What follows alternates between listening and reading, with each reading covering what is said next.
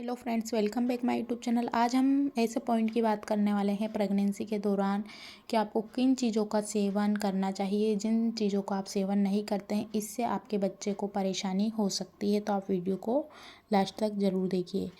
आपने सुना होगा कि कभी भी फॉलिक एसिड लेने के कितने फ़ायदे हैं। अगर आप प्रेगनेंसी के दौरान फॉलिक एसिड नहीं लेते हैं तो आपके बच्चे को कई परेशानियों का सामना करना पड़ सकता है। कभी कभी न्यूरल ट्यूब के विकसित होने की प्रक्रिया कुछ गड़बड़ा जाती है। जो भ्रूण के भीतर मौजूद इस ट्यूब का कोई हिस्सा कहीं से खुला रह जाता है, जिसे न्यूरल ट्यूब डिफेक्ट्स कहते हैं। बच्चे की रीढ़ की हड्डी, दिमाग और नसों में गड़बड़ी आ जाती है। ऐसा इसलिए होता है क्योंकि आप फॉलिक एसिड की मात्रा नहीं लेते हैं, तो आपके बच्चे की जो नसें हैं, ट्यूब में जो मौजूद रहती हैं, वो कहीं खुला रह जाता है और न्यूरल ट्यूब इफ़ेक्ट हो जाती है। उसमें कुछ गड़बड़ी आ जाती है, जिससे बच्चे की रीढ़ की हड्डी, दिमाग और नसों में कुछ प्रॉब्लम आ सकती है। तो प्रेगनेंसी के दौरान आपको जो फॉलिक एसिड है वो ज़रूर लेना चाहिए। अब हम फॉलिक एसिड के और कई नुकसान हो सकते हैं, जैसे गर्भावस्था के दौरान फॉलिक एसिड की कमी कई रोगों का कारण बन सकती है। इसकी कमी से मेगलोब्लास्टिक एनीमिया हो सकता है, जिसके कारण लाल रक्त कोशिकाएं सामान्य से बड़ी हो जाती हैं। फॉलिक एसिड की कमी न्यूरल ट्यूब डिफेक्ट का कारण बन सकती है। इसमें कई महिलाएं काफ़ी टेंशन में आ जाती हैं, तो आप टेंशन नहीं लीजिए। प्रेगनेंसी कंसीव की हुई है, डॉक्टर से पूछकर आपको कितनी मात्रा में फॉलिक एसिड लेना चाहिए, इसकी टैबलेट्स आती हैं। और ये जो हरे पत्तेदार सब्जियां आती हैं, मिल्क से बनी चीज़ आती हैं, एग्स रहता है, उसमें रहता है फॉलिक एसिड। एक विटामिन है जिसे विटामिन बी कहते हैं। ये गर्भवती महिलाओं को विशेष रूप से फ़ायदा पहुंचाता है। फॉलिक एसिड न केवल प्लेसेंटा के सेल विकास में मदद करता है, बल्कि गर्भ में आजन्मे बच्चे को भी कई परेशानियों से बचाता है। फॉलिक एसिड की कमी होने पर आपको कई लक्षण दिखाई दे सकते हैं, आप उनको ध्यान में रखिए।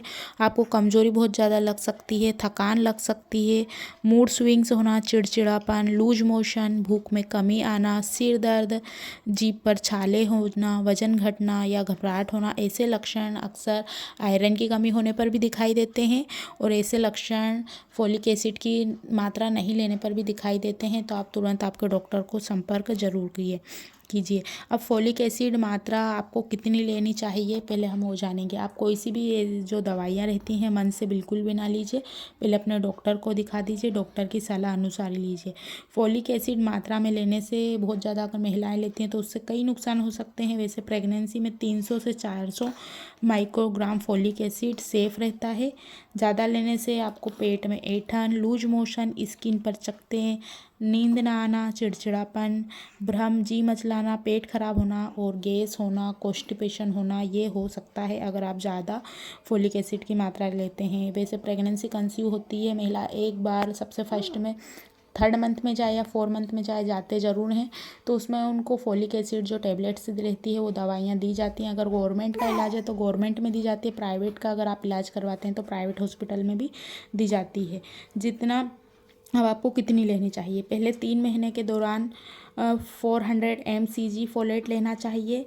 गर्भवती महिलाओं को 12 सप्ताह या गर्भावस्था के पहले 3 महीनों तक पर्याप्त मात्रा में फॉलिक एसिड का सेवन करने की सलाह दी जाती है। चौथे से 90 महीने तक 600 mcg की डोज लेनी चाहिए, यानी कि 600। जब फॉलिक एसिड की एक उच्च खुराक निर्धारित की जाती है, क्योंकि बच्चा माँ के गर्भ में विकसित चूना होना स्टार्ट हो जाता है, और इसमें फॉलिक एसिड लेना काफ़ी ज़रूरी है।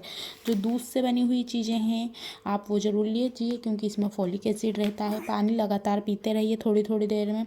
इसके साथ ही हरे पत्तेदार सब्जियां, पालक, ब्रोकली, इनमें भी फॉलिक एसिड की मात्रा पाई जाती है।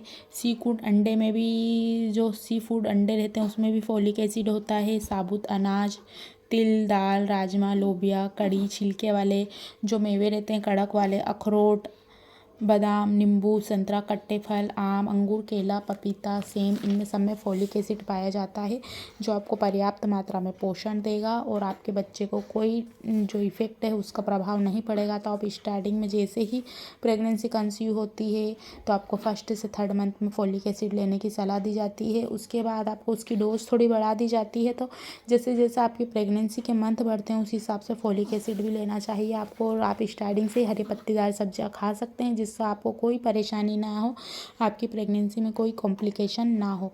सो फ्रेंड, ये छोटी सी इन्फॉर्मेशन आपको अच्छी लगी हो तो आप वीडियो को लाइक कीजिए, अपने फ्रेंड के साथ भी शेयर कीजिए और कुछ क्वेश्चन है तो पूछ सकते हैं। Thanks watching for this video.